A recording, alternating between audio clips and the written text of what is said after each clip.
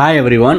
நீங்கள் புது வீடு கட்டும்போது பில்டிங் எரெக்ஷனுக்கும் கன்ஸ்ட்ரக்ஷனுக்கும் உங்கள் போர் வாட்டர் லெவல் சூட்டபுளாக இருக்கான்றது செக் பண்ணுறது ரொம்ப முக்கியம்.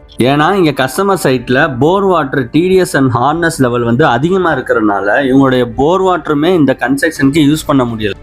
இந்த சுச்சுவேஷனில் கஸ்டமர் வெளியில் வாட்டர் பர்ச்சேஸ் பண்ணி யூஸ் பண்ணிட்டு இருந்தாங்க. ஸோ இந்த சைட்டுக்கு ஏற்ற மாதிரி 500 LPH செமி ஆட்டோமேட்டிக் ஆரோ பிளான்ட் இன்ஸ்டாலேஷன் பண்ணியிருக்கோம். ஏன் இங்கே ஆரோ பிளான் இன்ஸ்டால் பண்ணியிருக்கோம்னா, இங்கே ஹார்ட்னஸ் லெவல் அதிகமாக இருந்திருந்தால் வாட்டர் சாஃப்ட்வேரை இன்ஸ்டால் பண்ணியிருக்கலாம். பட் இங்கே டிடிஎஸ் லெவலே 2500 ppm அதிகமாக இருக்கிறனால ஆரோ பிளான் சூட்டபுளாக இருக்கும். அதனால தான் ஆரோ பிளான் சஜஸ்ட் பண்ணியிருக்கோம். இந்த மாதிரியான யூனிட்ஸ்லாம் நீங்கள் இன்ஸ்டால் பண்ணுறதுனால என்ன பெனிஃபிட்னா, வாட்டர்னால் பில்டிங் டேமேஜ் ஆகிறத ப்ரிவென்ட் பண்ண முடியும்.